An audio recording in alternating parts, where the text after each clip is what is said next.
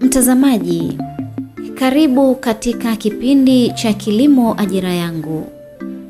Katika kipindi cha leo, tutaangazia changamoto za mabadiliko ya tabia nchi na ongezeko la mahitaji ya chakula duniani. Kumbuka, kipindi hiki kinaratibiwa na Taasisi ya Utafiti wa Kilimo Tanzania TARI, kituo cha Naliendele.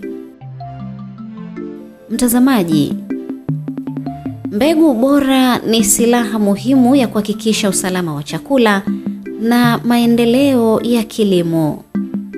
Kupitia mradi wa Agriculture and Fisheries Development Program AFDP, serikali kupitia Wizara ya Kilimo na Taasisi ya Utafiti wa Kilimo Tanzania TARI, kituo cha Ilonga, imejikita kuongeza uzalishaji wa mbegu bora, tija mashambani na kipato cha wakulima wadogo, hasa katika ukanda wa kati. Mradi huu unafadhiliwa na IFAD. Mradi huu tunavyosema kwa sababu unaangaliwa zaidi kwanza kwa TARI, unaangaliwa kwenye vituo viwili vya TARI. Kuna kituo cha TARI Ilonga ambacho hadi kwenye Central Corridor yenyewe ndio Ilonga ipo, lakini kuna na kituo kingine kiko Arusha kule Seriani. Sasa bado umefanya nini kwa TARI, hasa kituo hiki cha TARI Ilonga?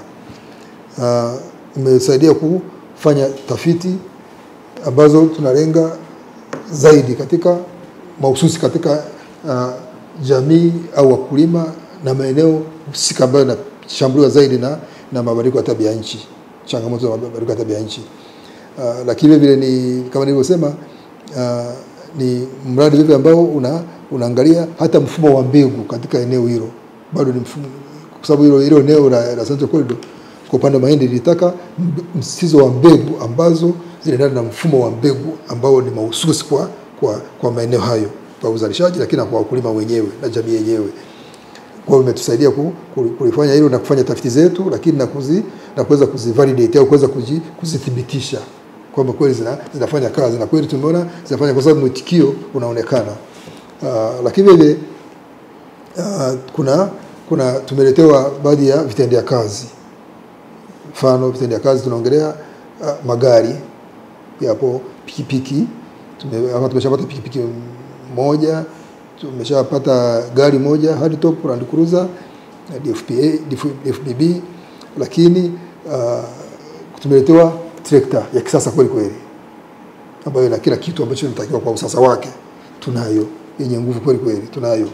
Lakini tumejengewa muundombinu wa umwagiliaji hapa kituoni, tunao huko hapa pembeni hapo tu, unaweza kuona ukitaka huko hapa muundombinu wa umwagiliaji wenye kumwagilia hekta zaidi ya 15 kuzimwagilia kwa wakati mmoja. Kwa hiyo na changamoto ilikuwa muda mwingi ni kwenye uzalishaji mbegu na utafiti wakati mwingine, kwamba unaweza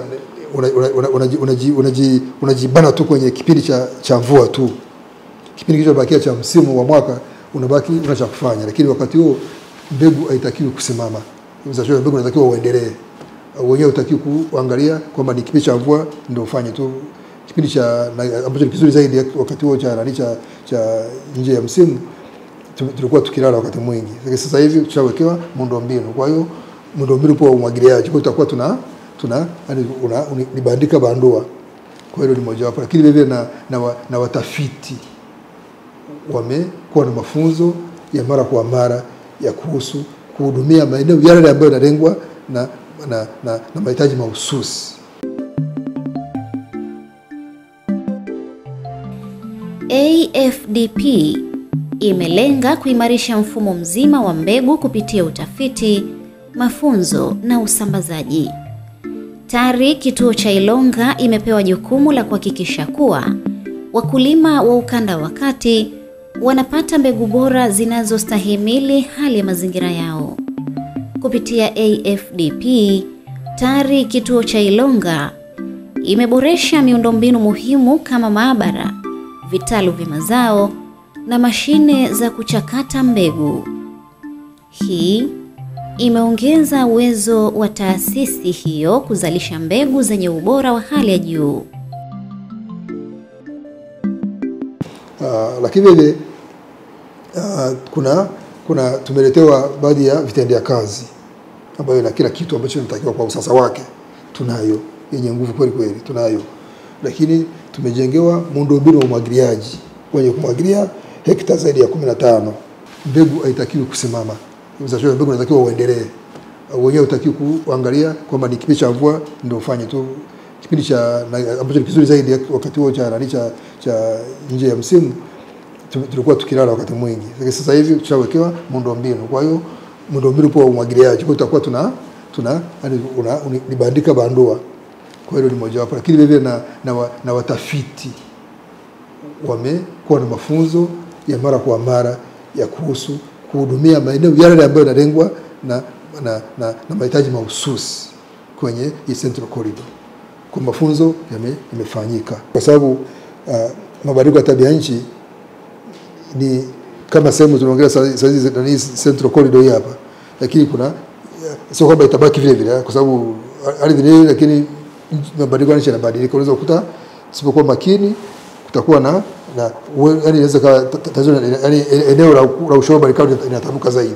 Lakini mazao ambayo tunaangalia pamoja na mahindi ni mazao, kuna mengine ya jamii ya mikunde yapo, kuna mazao ya alizeti, lakini vile kuna teknolojia zinazohimili au teknolojia himilivu za mabadiliko ya tabia nchi.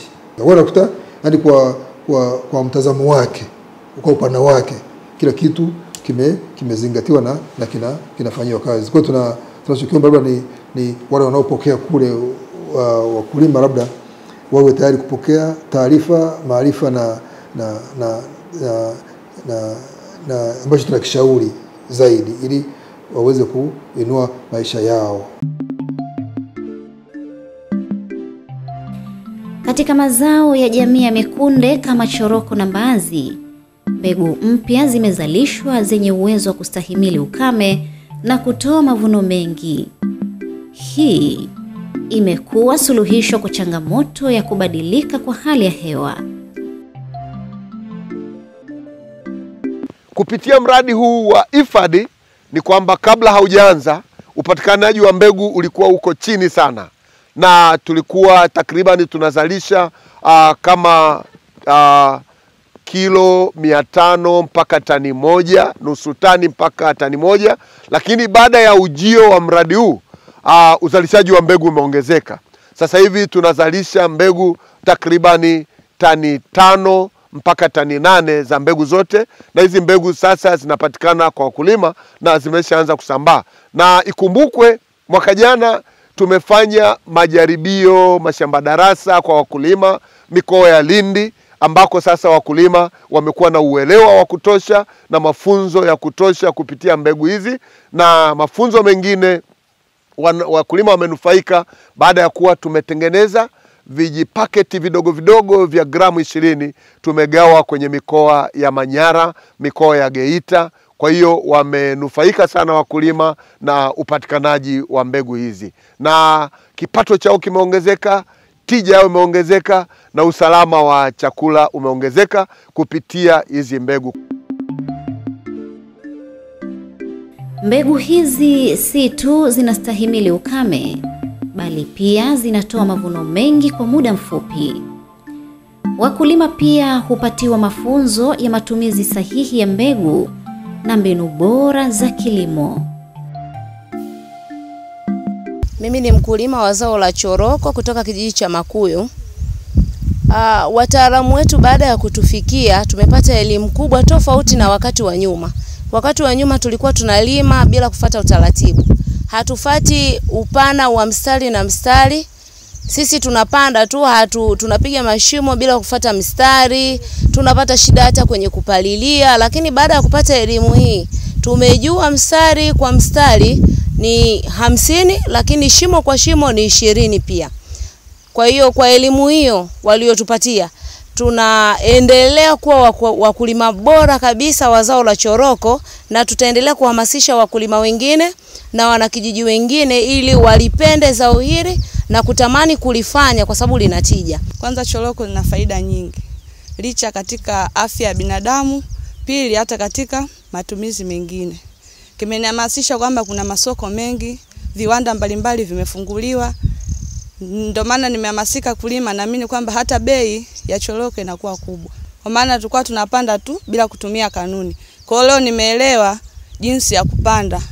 Kwa mfano mstari hadi mstari ni sentimita 50, shimo hadi shimo ni sentimita 20. Kwa hiyo nimetambua jinsi ya upandaji mzuri wa zao hili. Mbegu bora haziishii shambani. Zinapitia mnyororo rasmi kutoka utafiti hadi kwa mkulima. TARI huzalisha mbegu mama za awali ambazo husambazwa kwa wakala wa mbegu za kilimo ASA na wazalishaji binafsi kwa ajili ya kufikishwa kwa wakulima. Lakini hatukuishia hapo.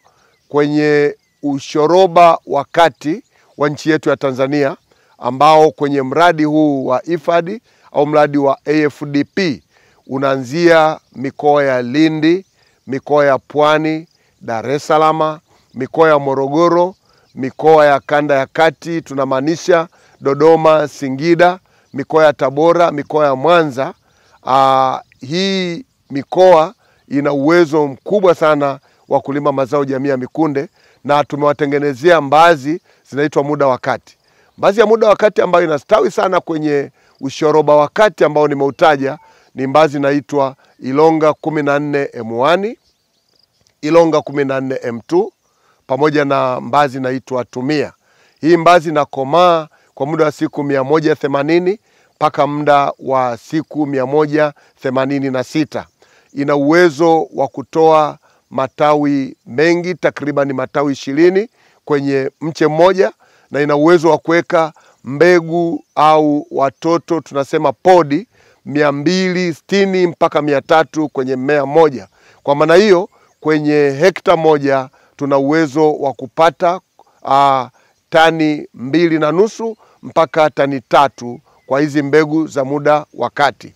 Lakini tukaona kwamba kuna watu ambao hawako kwenye ukanda wa kati na wengine wanapakana na ukanda wa kati kama mkoa wa Manyara na sehemu za Babati, Kiteto, Karatu wanalima haya mazao, na sehemu za Kondoa, Chemba tumewatengenezea mbegu ya mbazi ambayo inaitwa Kiboko. Kama jinsi ambavyo inaonekana hapa kwenye kibao chetu, hii ni mbegu ambayo zipo za aina 3. Inakomaa kwa muda wa siku 270 au miezi 8 hadi miezi 9. Kwa sababu inakaa muda mrefu shambani, ina uwezo wa kutengeneza mbegu nyingi nzuri. Kwa maana hiyo sasa kwenye mbegu za muda wa mrefu ambazo zinakomaa siku 270, tuna mbegu inaitwa Kiboko, tuna mbegu inaitwa Mali, kuna mbegu inaitwa Karatu 1. Hizi ni mbegu ni nzuri sana. Na hizi mbegu sifa yake kubwa, ina ukinzani zidi ya ugonjwa wa Fusarium mnyauko.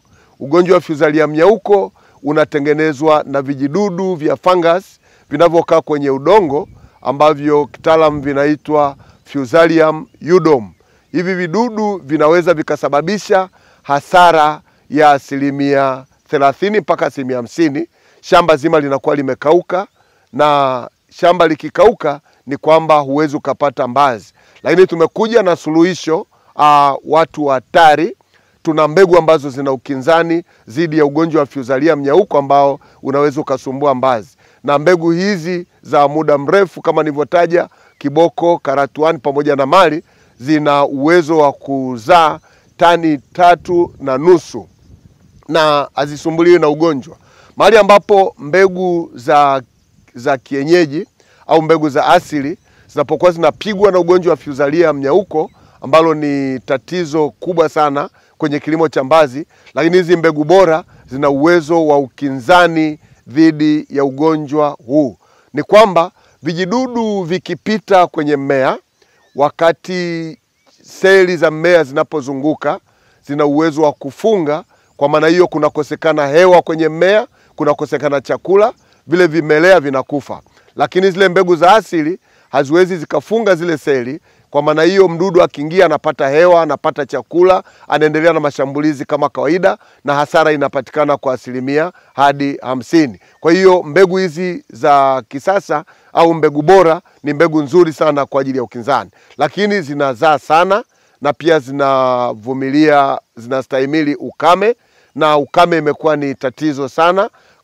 Tunajua kabisa mabadiliko ya tabia nchi na tunapambana, na hizi mbegu ni nzuri sana kwa ajili ya mabadiliko ya tabia nchi. Lakini ukiacha swala la mbegu, tuna faida nyingi sana kwenye mbazi. Zinatupatia kipato, tunapata fedha nyingi. Kwa kilo moja wakulima wamekuwa wakiuza takriban shilingi 1,800 mpaka shilingi 3,000. Kwa hiyo wakulima wanajipatia kipato, lakini kupitia zao hili pia la mbazi wakulima wamekuwa wakijipatia chakula, ambapo sasa unaweza kutengeneza vyakula vya aina mbalimbali vya mbazi, ambazo kipindi cha kiangazi hakuna kabisa mboga, lakini mbazi zinakuwepo, unaweza kupata mboga kupitia mbazi. Na ukiacha upande wa chakula, lakini mifugo imekuwa ikipata chakula kupitia masalia ya mbazi ambayo yamekuwa yakipigwa, na baada ya kuwa wamaliza kupiga unaweza ukakata ukapelekea mifugo. Kwa maana hiyo zao la mbazi limekuwa likiondoa ugomvi kati ya wakulima na wafugaji, kwa sababu malisho yanakuwa yanapatikana.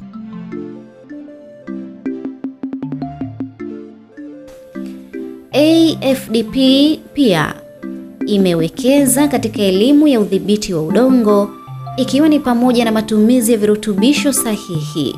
Wakulima sasa wanalima kitaalamu kwa kuzingatia maelekezo sahihi kutoka kwa wataalamu na maafisa kilimo kutoka TARI. Lakini pamoja na kilimo mseto, tunawaelekeza wakulima kuhusu mbinu mbalimbali za uandaaji wa shamba. Kuna kitu kinaitwa kwa lugha ya wenzetu ni minimum tillage, kwa maana ya kwamba unapunguza usumbufu wa udongo, unapanda mazao pasipo na kutifua sana udongo, kwa sababu unapotifua sana unaruhusu pia muda mwingine upotevu wa unyevu, lakini kuharibu kidogo na kuongeza mmomonyoko wa udongo. Kwa hiyo pamoja na teknolojia ya kwanza niliyokuelekeza ya kilimo mseto, tuna teknolojia nyingine ambayo ni ya kilimo ambacho kinapunguza usumbufu au kutifua udongo.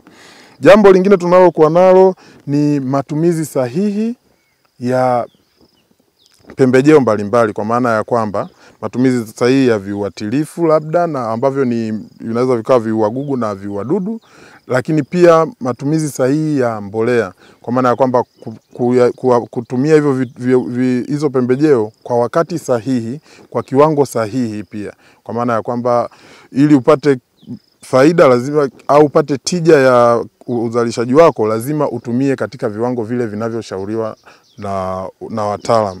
Lakini tuna changamoto pia ya ukosefu wa mvua za kutosha. Kwa hiyo tuna teknolojia ya matuta yanayofunga kwa ajili ya kuhifadhi maji kwenye mashamba. Kwa hiyo tunawaelekeza wakulima namna ya kufanya kilimo cha matuta, lakini ni matuta yaliyofungwa, kwa lugha ya wenzetu inaitwa tied ridges.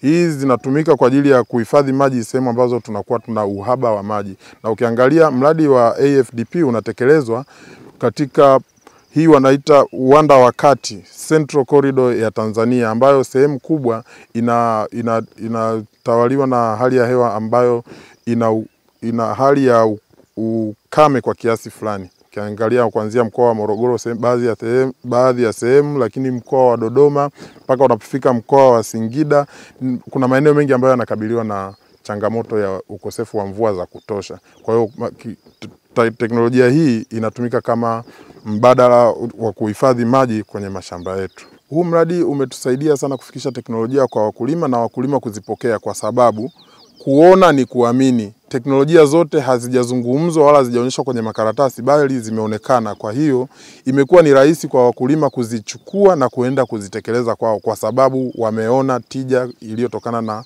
hizi teknolojia ambazo tumewaonyesha. Tumewaonyesha kwa vitendo na wao wakiwa sehemu ya shughuli hizo. Mtazamaji, sasa tuangalie zao la alizeti. Alizeti ni zao muhimu la mafuta.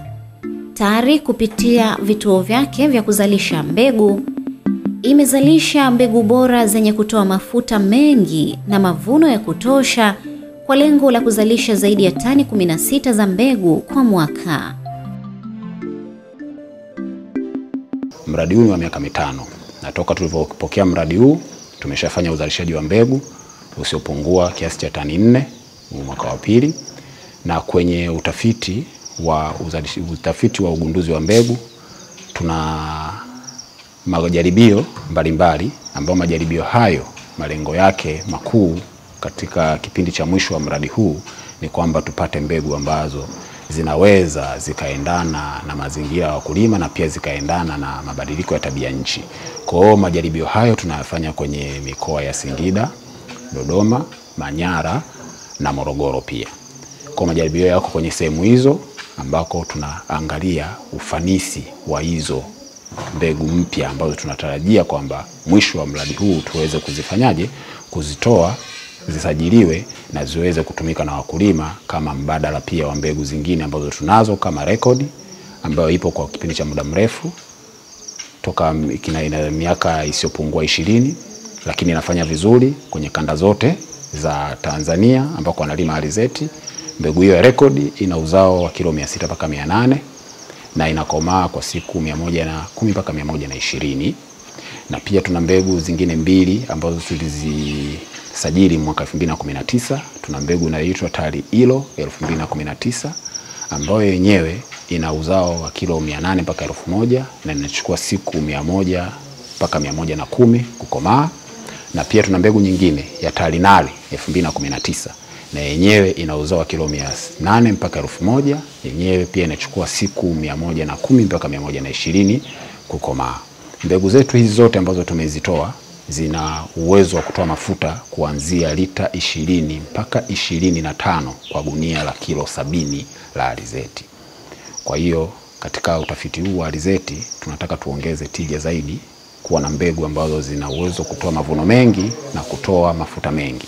Kwa hiyo tunasema kwamba kupitia mradi huu wa AFDP uliokuja kwa sasa hivi kwa miaka 5, tunatumaini kwamba kwenye majaribio hayo tunayofanya kwenye mikoa ya Dodoma, Singida, Manyara na Morogoro tutaweza kuja na mbegu ambayo itakuwa na tija zaidi kuliko hizi ambazo tunazo kwa sasa.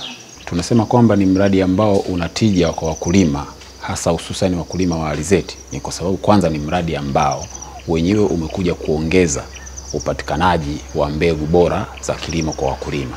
Tumeona tuna maeneo mengi ambayo serikali imewekeza hela kwa ajili ya uzalishaji wa mbegu, na tunafanya mazoezi ya uzalishaji wa mbegu kila mwaka kupitia pesa mbalimbali za serikali. Lakini hifadhi yenyewe ilipofika ni kwamba imeenda kuongeza, kwa sababu hifadhi inatakiwa mpaka mwaka utakapokuja kukamilika, mpaka miaka 5 itakapokuja kukamilika, huo umeshasambaza zaidi ya tani 16 za alizeti, za mbegu za alizeti kwa wakulima. Mtazamaji, hii ni hatua kubwa na muhimu kuelekea kujitegemea katika kuzalisha mafuta ya kula na kuongeza kipato kwa wakulima, ambapo wakulima wa alizeti na mbaazi wilayani Kilosa wanakiri wazi kuwa wamepata mafanikio. Sasa wanaweza kuweka akiba. Awali tulikuwa tunalima mbegu za kienyeji tu, mbegu ambazo ukizilima zinaenda hewani, yani tunalima bila kufuata mpangilio wa vipimo. Mwisho wa siku unavuna tu, kwa mfano unaweza ukalima eka 5 ukavuna gunia 2, 1, lakini bado hujapata. Lakini tulipokuja kufundishwa kilimo cha kisasa cha kupanda kwa mfumo wa kamba, sasa hivi mafanikio yanaonekana. Kwenye ekari moja unaweza kupata gunia 5. Mara ya kwanza kabisa tulikuwa tunalima hapa kiolela tu, mambegu yale ya kizamani, mbegu nakuta kubwa inapanda inaenda hewani, kunaanza kuvuna mwezi wa 9. Ulikuwa mtu unalima karibia eka 5, lakini una uwezo wa kuvuna gunia 3, 4, unaona. Yaani wastani wa kila eka labda gunia 1. Lakini kwa sasa hivi toka tuanze mbegu hizi za tari, unakuta kwenye gunia 5. Kwa mfano kama mwaka jana nilichukua karibu gunia 24. Unaona, kwenda katika hizo eka 5. Kwa hiyo ni manufaiko makubwa. Alafu vile vile sasa kutokana na hizi mbegu za tari jinsi zinavyozalisha kwa wingi, ina maana sasa hata wakulima kipato kimeongezeka. Kwa hiyo sasa Mama Samia aendelee kutuboreshea soko, unaona, lio la uhakika zaidi, ili na sisi tuweze kunufaika.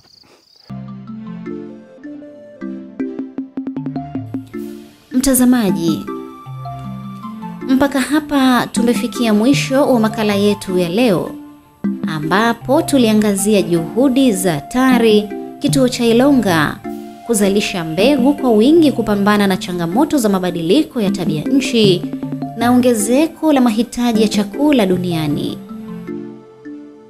Kumbuka, kipindi hiki kimeratibiwa na Taasisi ya Utafiti wa Kilimo Tanzania TARI, kituo cha Naliendele.